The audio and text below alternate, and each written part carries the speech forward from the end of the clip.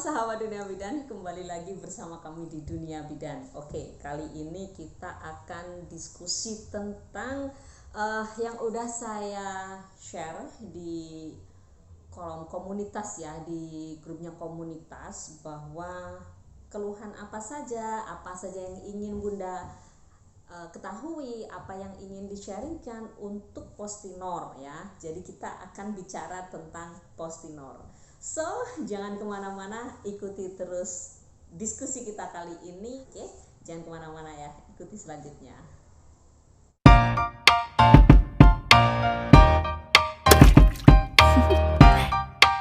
Do you wanna know? Hai, kembali lagi kita.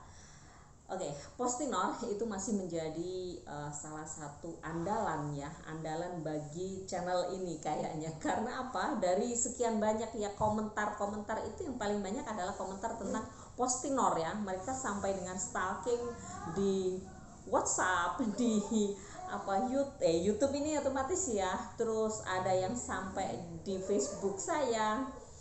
Kadang juga ada yang sampai di Instagram juga. Oke, DM. Selama saya masih bisa memberikan, itu saya akan jawab ya pertanyaan-pertanyaan dari Anda semuanya. Saya akan berusaha. Akan tetapi saya juga ada keterbatasan ya. Jadi mohon maaf apabila mungkin ada yang belum terjawab, mungkin ada yang kurang puas dengan jawaban-jawaban saya. Oke, beberapa pertanyaan udah saya rangkum dan jadi satu channel ini ya. Ini jadi Q&A yang kesekian kalinya. Oke. Ini ada pertanyaan dari salah satu pemirsa ya. Ini, efek samping Postinor secara lengkap. Sebenarnya udah ya, untuk Postinor ini efek sampingnya udah saya bahas juga ya. Taruh sini aja biar kelihatan semuanya. Oke. Efek-efek sampingnya kemarin sudah saya bahas, tapi mungkin apabila masih ada yang masih kurang gitu untuk jawaban saya, ini bisa saya bacakan kembali, saya ulas kembali. Yang pertama adalah efek sampingnya adalah mual. Jadi ada perasaan mual-mual setelah mengkonsumsi Postinor ini ya. Mual ini bisa beberapa saat setelah minum Postinor ya, dan mual ini bisa juga berlanjut sampai dengan muntah.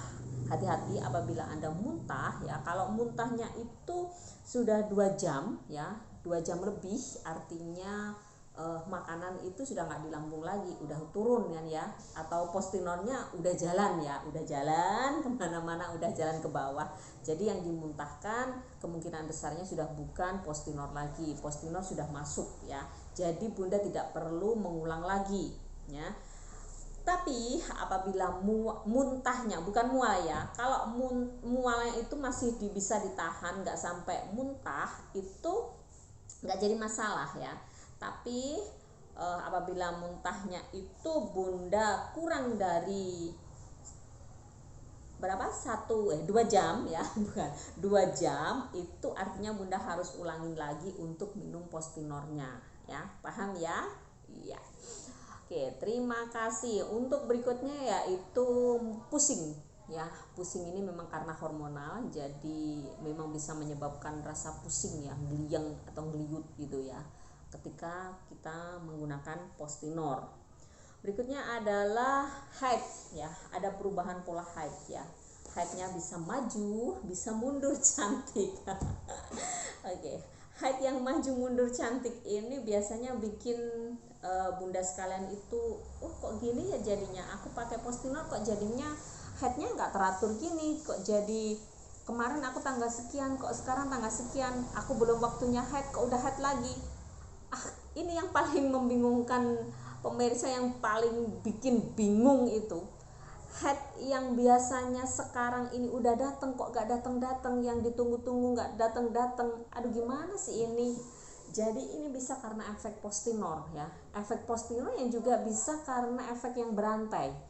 Jadi yang pertama adalah memang efek Postinor, karena gak haid-haid Bunda bingung, gak karu-karuan cari referensi kesana kemari sampai bikin stres. Nah, stres inilah yang bisa menyebabkan Bunda tidak haid kembali ya. Jadi haidnya jadi makin tertunda. Jadi tertundanya bukan karena postinornya, akan tetapi tertundanya itu haidnya itu karena bunda stres sehingga mengganggu hipofise untuk pengeluaran hormon sehingga tidak terjadi menstruasi atau haid. Oke, paham ya? Untuk maju mundurnya tadi, untuk majunya terkadang belum waktunya, tangganya udah keluar, nggak apa-apa ya. Jadi nggak usah bingung, nggak usah gusar, nggak usah kirim tespek pada saya setiap pagi. Setiap pagi saya dikirimin tespek sih. Jadi yang berikutnya lagi juga bisa karena alergi ya. Jadi setiap orang bisa saja terjadi respon tubuh yang berlebih ya. Jadi ini bisa menyebabkan alergi pada konsumsi postinor. Alergi yang sifatnya macam-macam juga ya, bisa karena gatal, bisa gatal-gatal itu ya. Terus head yang lebih banyak ya, ngerasa headnya lebih banyak. Biasanya saya kan cuman sedikit ya, mungkin sehari itu bisa cuman ganti softtek 3 kali gitu ya.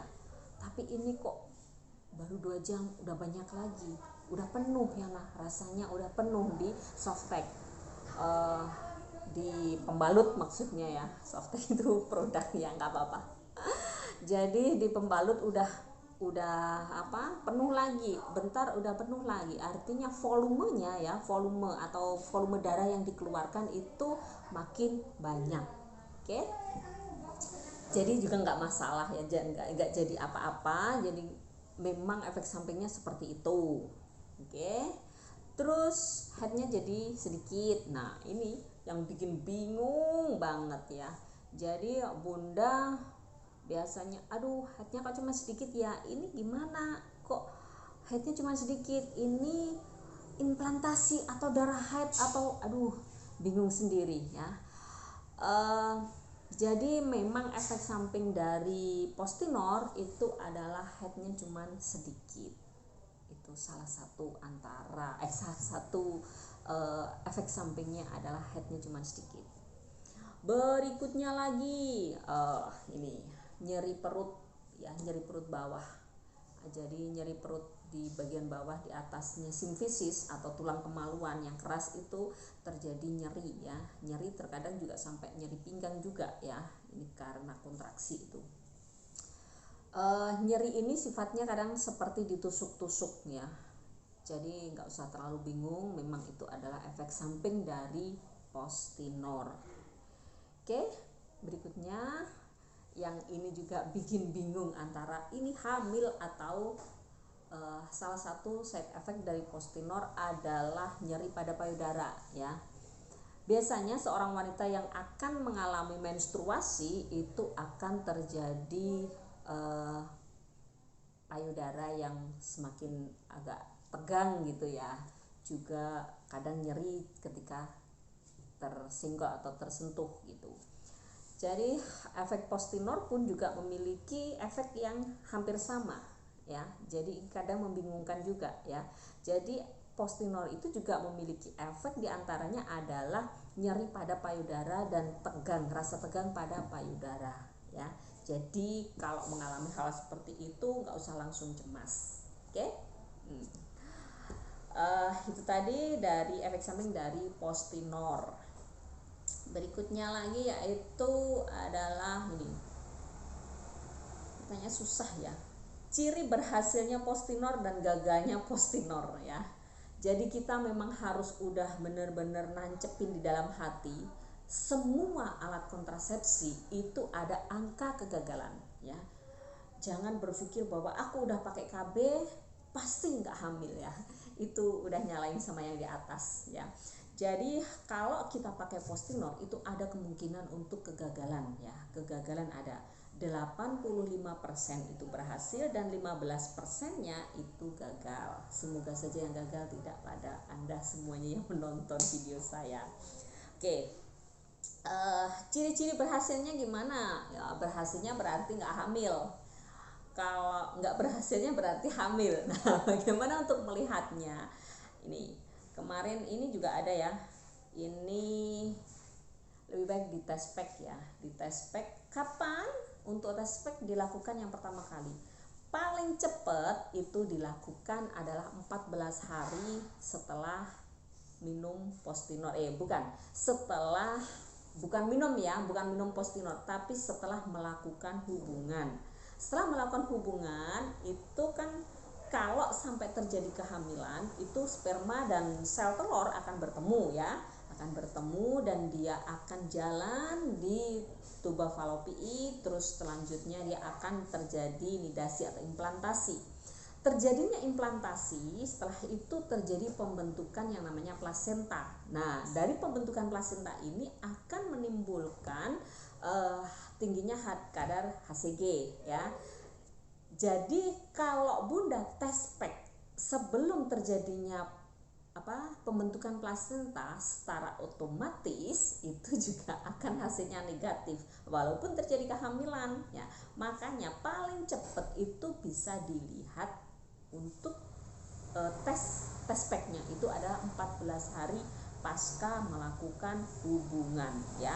14 hari pasca melakukan hubungan itu bisa dilakukan cek ya, dilakukan test pack ya. Terus apa ya? Kalau gagal itu positif ya hasilnya. Kalau berhasil Postinornya berarti negatif ya. Paham ya? Oke. Tapi perlu ingat Bunda, jadi test pack itu juga ada istilahnya, validitasnya ada yang atau tingkat keberhasilannya itu ada errornya lah istilahnya ya, ada error pada alat tersebut. Jadi prosentase untuk kebenaran dari setiap test pack itu juga macam-macam. Ada beberapa test pack yang memang bener-bener sensitif buat dia ngebaca untuk kadar HCG-nya. Misalkan ya, Bunda kan lakukan pengetesan itu kan pagi hari. Upayakan pengetesan itu pada pagi hari ya. Pengetesan pada pagi hari, bangun tidur karena kadar HCG-nya memang masih dalam kondisi tinggi ya.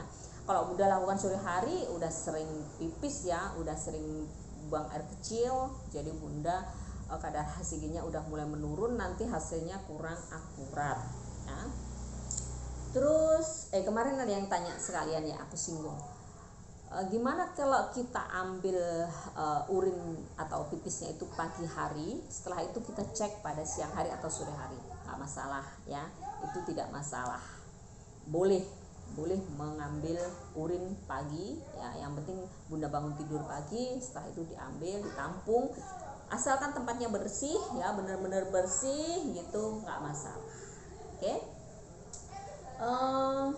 Berikutnya lagi apa ya, tadi udah ya, berarti gagal dan berhasilnya Postinor tadi berarti kalau gagal itu adalah hamil, kalau berhasil berarti nggak hamil ya. Oke, kan tujuannya kan nggak hamil ya. Oke, berikutnya lagi apa ini ya? Setelah minum Postinor, jadwal menstruasi itu maju 4 hari, normalkah ya? Oke, tadi udah disampaikan di efek samping Postinor. Jadi kalau penggunaan Postinor itu memang bisa yang namanya menstruasi maju, mundur, cantik.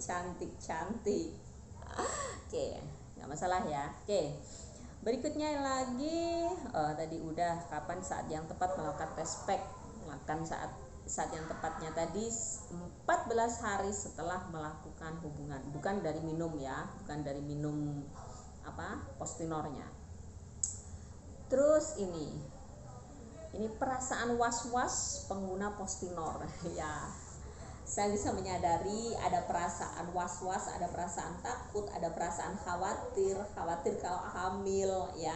Jadi ada perasaan was-was, ada perasaan takut, ada perasaan gimana gitu ketika Bunda menggunakan Postinor ya. Jadi harapannya Bunda bisa lebih tenang ya, supaya nanti menstruasinya bisa cepat balik normal ya. Karena nanti kalau Bunda tidak tenang itu nanti mengganggu hormon hipofisis ya, mengganggu hipofisis sehingga pengeluaran hormon itu bisa terganggu. Oke. Nah, berikutnya lagi minum Postinor. Apa ya ini ya maksudnya? Minum Postinor telat menstruasi 3 minggu. Habis minum Postinor telat selama 3 minggu. Gak apa-apa ya, tadi pertanyaannya sama ya sebenarnya, cuman karena minum Postinor, menstruasinya bisa maju bisa mundur, cantik gitu. Tetap maju mundur cantiknya Syahrini yang nomor 1. Ini tadi ada pertanyaan yang menggelitik juga. Hubungannya pakai kondom terus minum Postinor, padahal nggak ada yang robek, kondomnya juga baik-baik aja, juga semuanya baik-baik aja. Ini biasanya karena memang tingkat kekhawatiran yang sangat tinggi dari bunda setelah melakukan hubungan. Jadi saking takutnya walaupun pakai kondom tetap minum Postinor, walaupun kondomnya enggak masalah, enjoy aja. Sebenarnya kalau udah pakai kondom ya udah nggak usah pakai Postinor. Gimana kalau minum Postinor? Ya nggak masalah, nggak ada masalah, nggak ada apa-apa ya.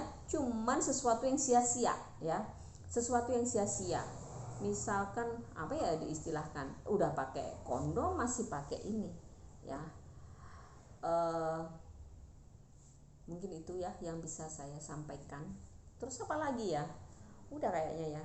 Kapan-kapan aja deh kalau kita mau bikin lagi. Mohon maaf ya kalau saya ini jarang upload, dan saya mungkin untuk low respon kayaknya untuk beberapa hari ini karena memang kesibukan saya akhir-akhir ini. Oke? Itu saja yang bisa saya sampaikan. Terima kasih. Jangan lupa like, comment, and subscribe, dan tulis apabila yang ada ingin didiskusikan atau masih kurang jelas tentang Postinor ini, tulis di kolom komentar ya. Insya Allah nanti saya jawab, semoga saya bisa. Saya ulangi lagi, jangan lupa like, comment, and subscribe. Dunia Bidan.